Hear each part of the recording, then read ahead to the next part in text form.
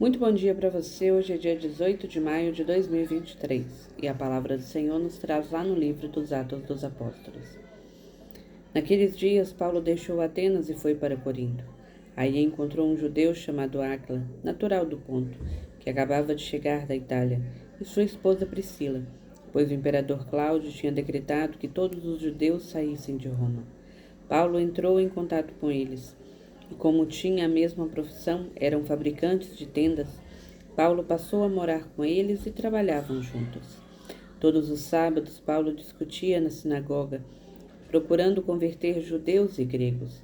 Quando Silas e Timóteo chegaram da Macedônia, Paulo dedicou-se inteiramente à palavra, testemunhando diante dos judeus que Jesus era o Messias.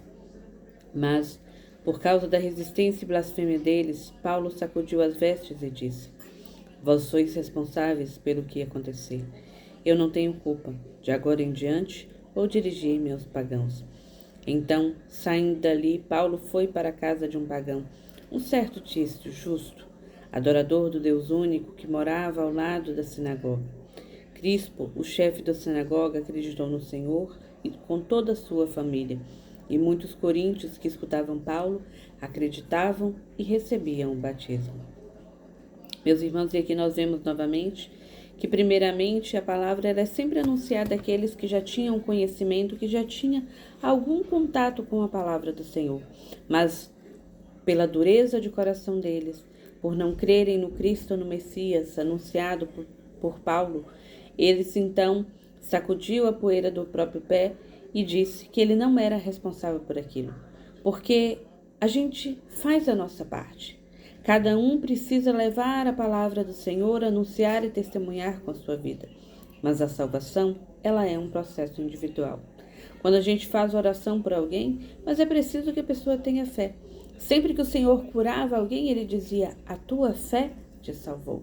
E ele via então, ou então a palavra diz, ele percebia que aquela pessoa tinha fé. De alguns ele até diz: jamais se viu fé como essa em toda a região.